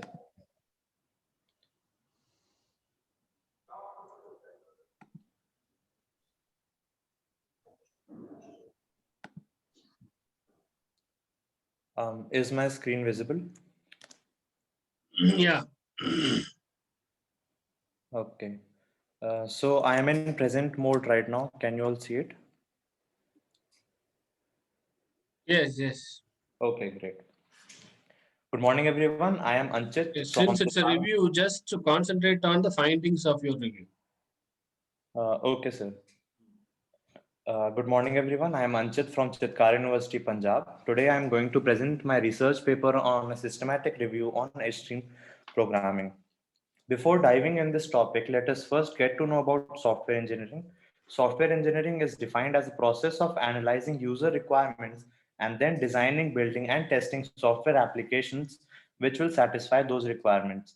IEEE defines software engineering as the application of a systematic discipline, which is a computable approach for the development, operation, and maintenance of software. But why is it required? During the 1960s, many software projects failed. Many projects became over budget. Even the projects which were made were unreliable and expensive to maintain. Large softwares were difficult to maintain, as with the technology advancements, new features had to be added regularly, and even the customers had growing requirements which the developers were not able to satisfy. As the hardware was also advancing, the complexities of projects increased. Demand for new software was faster than ability to generate new software. Due to all of this, late 1970s saw widespread use of software engineering practices. And in 1990s, there was emphasis on standard of quality and processes, just like ISO 9001. So initially, a waterfall model was used in which all the requirements were gathered at once, and then software was made and delivered. But customers frequently changed their minds, contradicted themselves, and sometimes were not even sure about the requirements. Also, prediction of delivery date was very difficult. Hence, the programmers wanted something iterable. So Kent Beck, along with Ward Cunningham and Ron Jeffries, developed XP in 1996.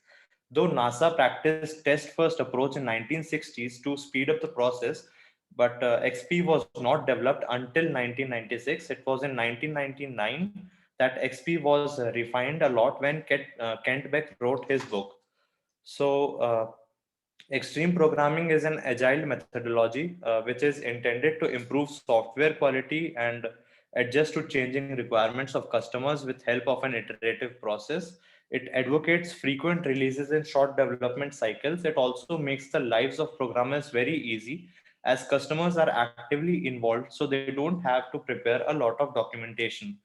In characteristics of extreme programming, as I just told, minimum accompanying measures are required. XP is really team oriented, which means they are responsible for their own success.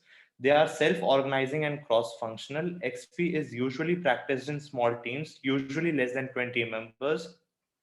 Customers are actively involved with the team. In fact, one representative of the customer becomes part of the team, and it is really socially oriented as it gives importance to social skills such as communication. XP is all about understanding the need of customers and implementing it. It is very important for the team members to interact with each other. Thus, XP promotes the use of drawing tools for communicating. XP tries to make things easy as possible by planning first. It helps in avoiding the things that are not important and helps the developers concentrate. It also promotes concentrating on present rather than future.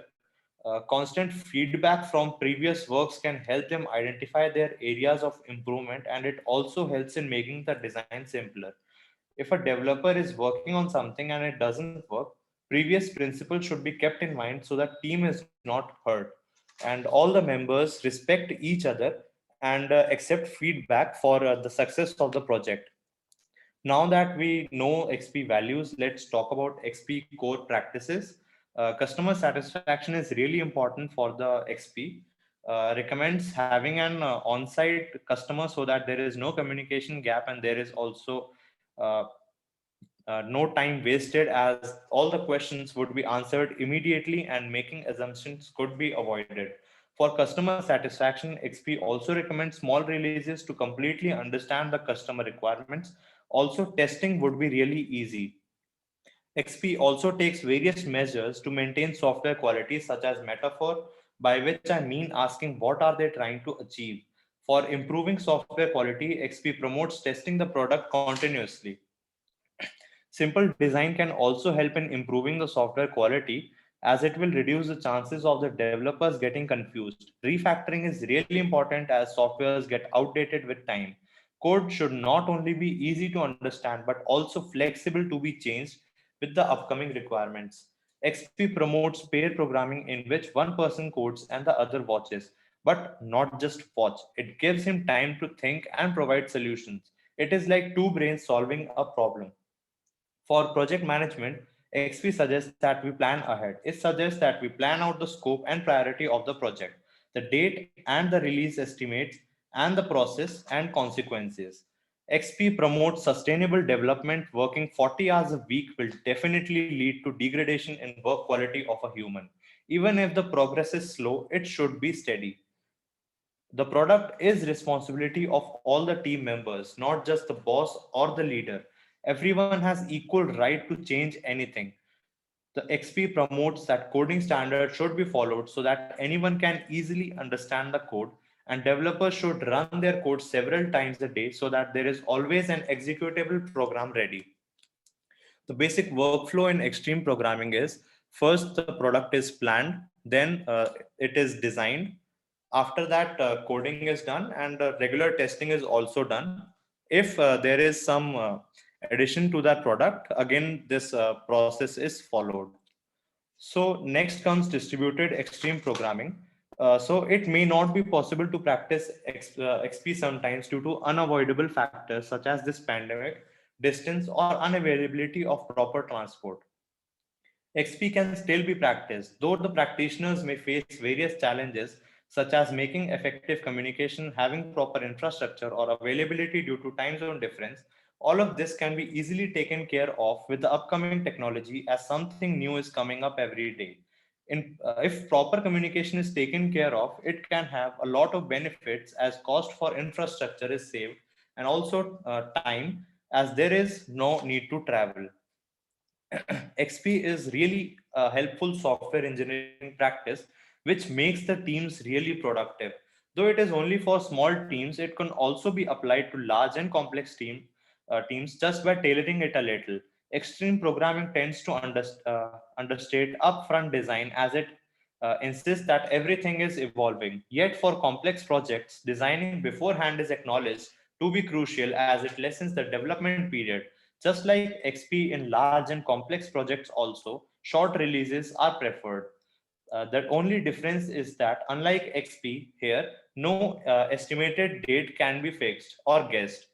One major practice in XP is on-site customer, but in large-scale projects, it cannot be practiced as teams is very large. Thus, regular meetings within the team should take place to discuss various necessary changes every day.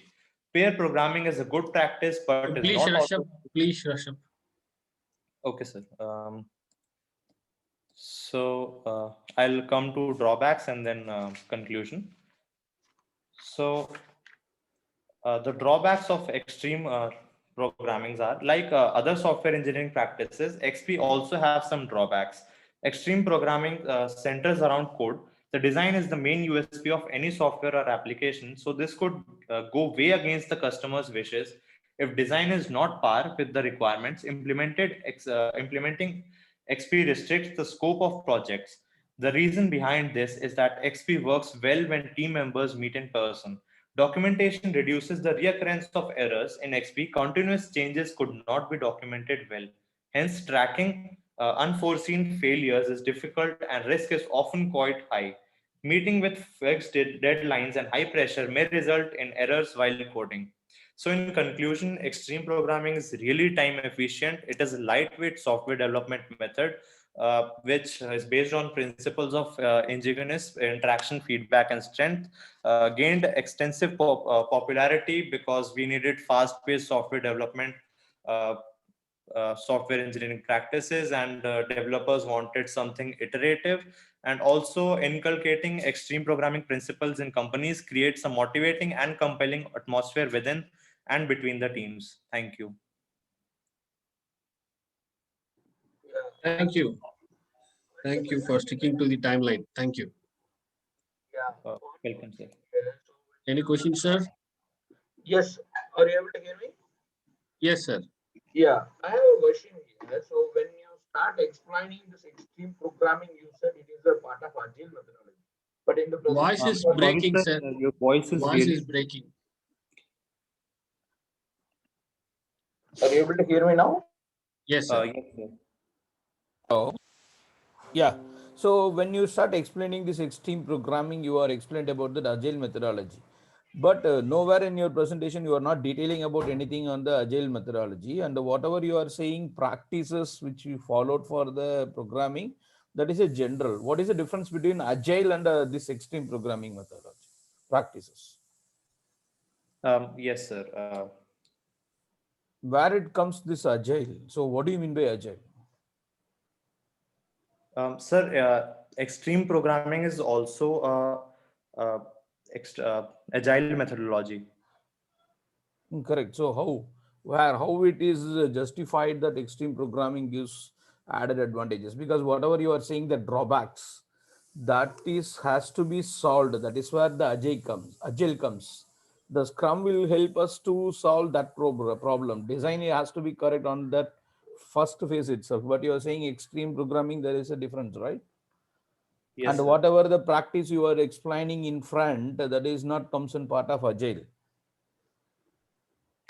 So, sir, unlike traditional approaches, it has extensive customer engagement and self-managing teams.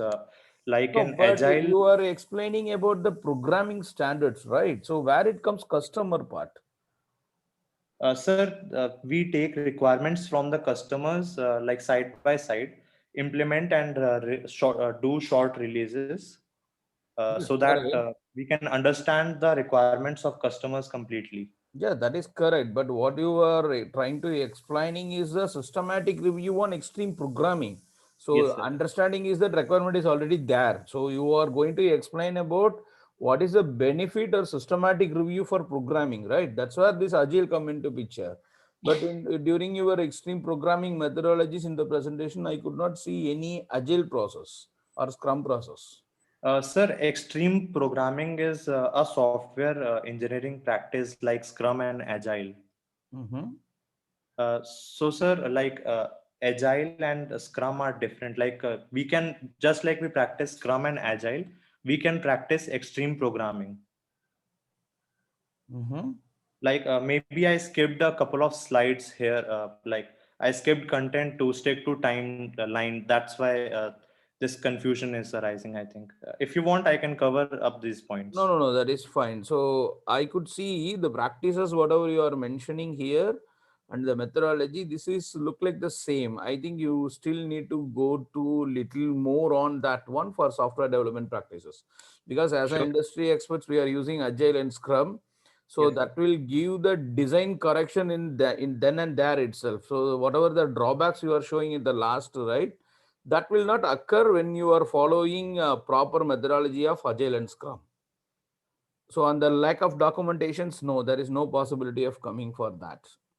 Okay, And the day-to-day interactions, it is closing by week itself. The scrums is per, it is called as a stories, and scrum board will be there. It will be completed per week. So what are the targets we are setting for the week? By the week itself, it will be closed. There is no change of the timeline, and no, there is change of the quality also. So I think this is good, but still you need to understand more on what is that Agile and Scrum, how it can be supported. But it is good study, but still you need to go through a little more. Okay, sir. I'll look into it. Thank you. Thank you. Thank you. And the last paper of the session, paper ID 119. Yes, sir.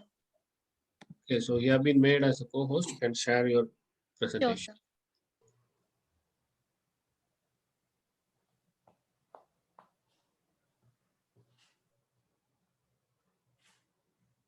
Is it visible, sir?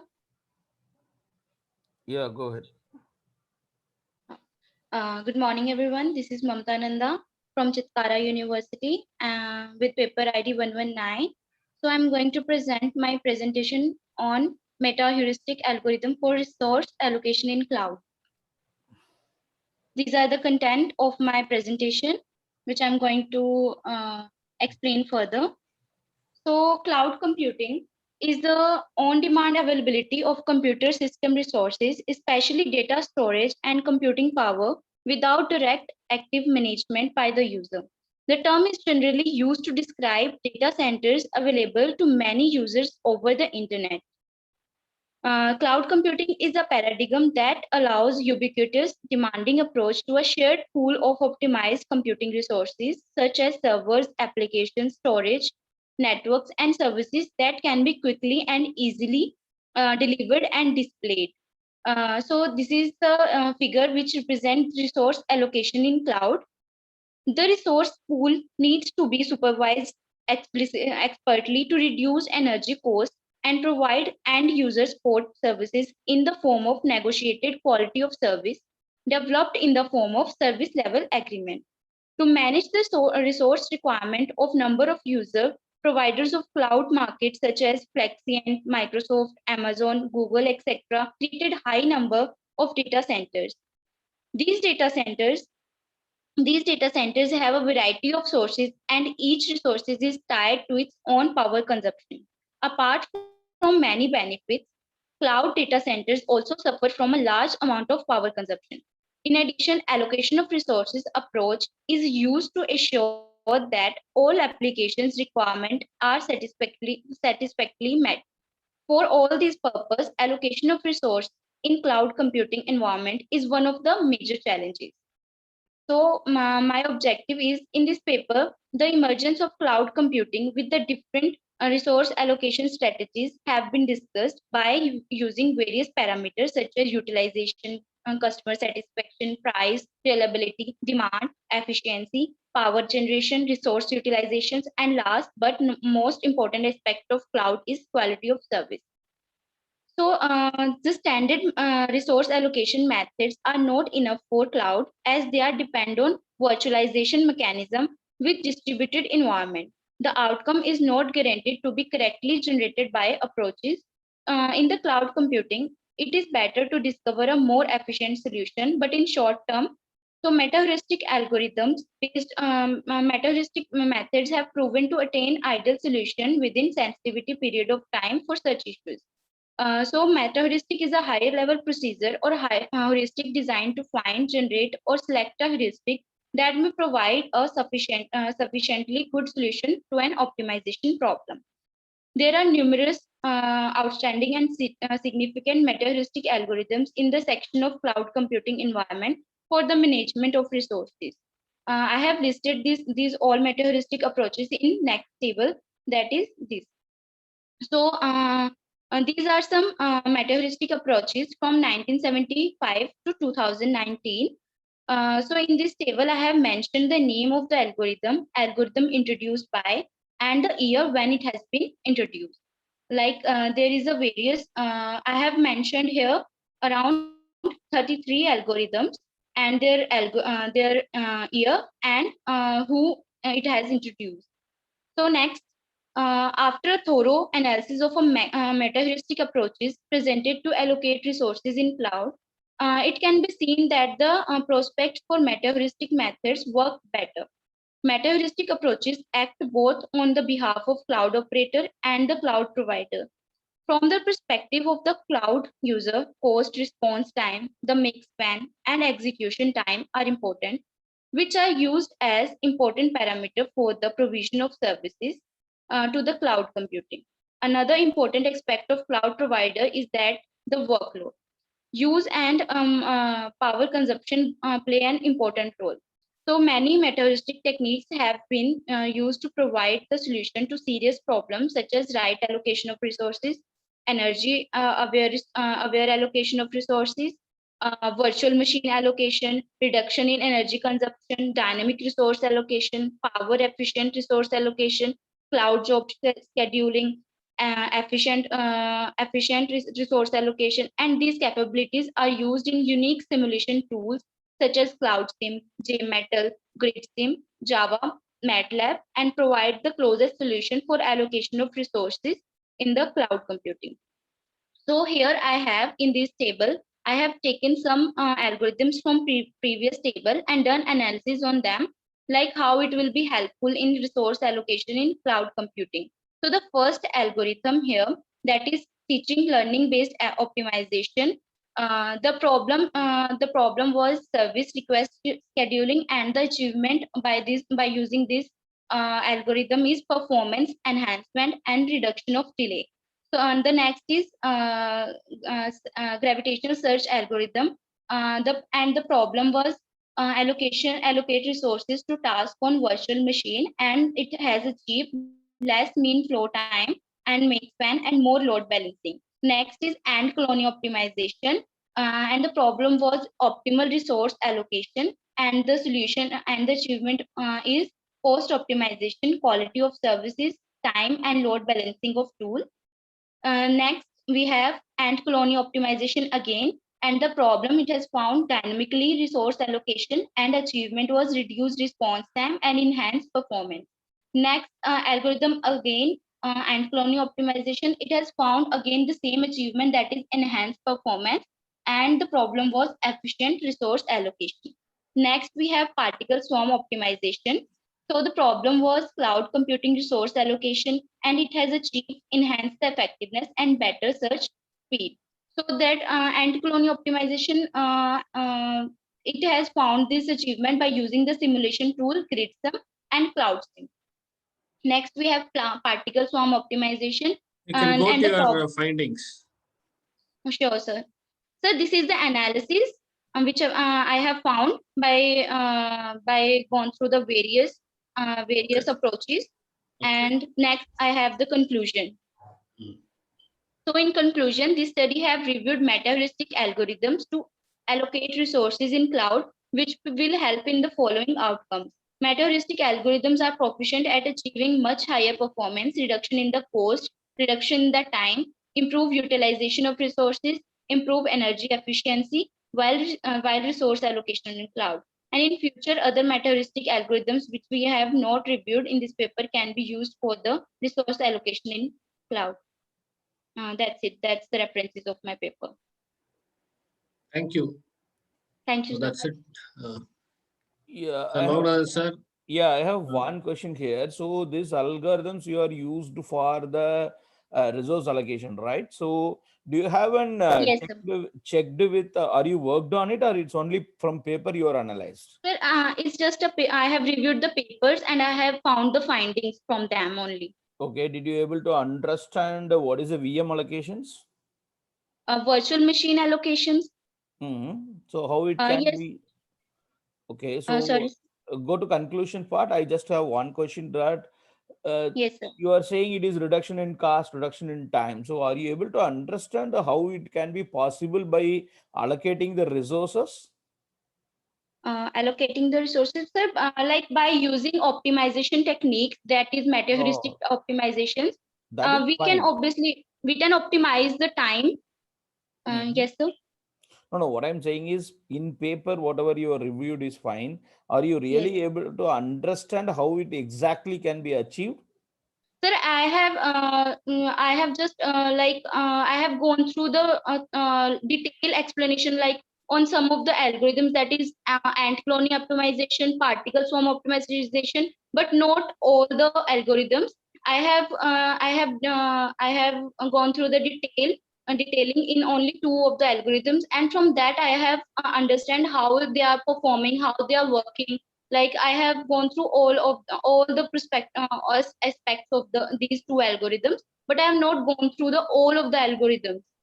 Okay. And from that I have understood that like how these are helping in optimizing the path, not in only the cloud, even in the other aspects. Yeah, Mamta, the thing is, like, he is asking whether you have any hands-on experience on all these algorithms. No, sir. I have just reviewed the Right. Okay, fine. Okay, then thank you. Okay, thank you. Thank you, sir. Sir Logan, sir, your concluding remarks. Yeah, it's really very nice to have all the papers from the candidates. It's really good on the different topics on the IoT and cloud computing parts. So I have a general feedback for all the candidates is that most of the papers are you are taking as a review study from the papers, and you are presented the concepts. Okay, even from all the paper, it's all really nice. But what I am recommending is that still go little bit down as the technologies are improving today on this IoT as well as this cloud computing. You have a better examples, even though if you are a students or in any colleges, there are a Google, AWS, Amazon, everybody is giving some free spaces for us to learn this cloud computing part, IoT, as well as deep learning parts. So you can still explore more on these topics. These are the future trends, which as an industry person, I would say we are working more on these areas on the real time. We are bringing the solutions on to the customers. So there are better future on these areas. Only one recommendation and suggestion is please go through little more details. Only you are presenting from the high level. So I would recommend only thing is that please go detail. Definitely this will be the future topics of your careers. Thank you, sir. Thanks a lot for Thank your you, remarks. sir. Sure. Thanks, Murali. Thanks, everybody. All the best. Yeah, Shaktivel sir is there. Shaktivel sir, are you there? Yes, left. Okay, sir. Like you can just text me like whichever paper that you feel like can be given as a best paper for this session. Okay, Murali. Okay, sir.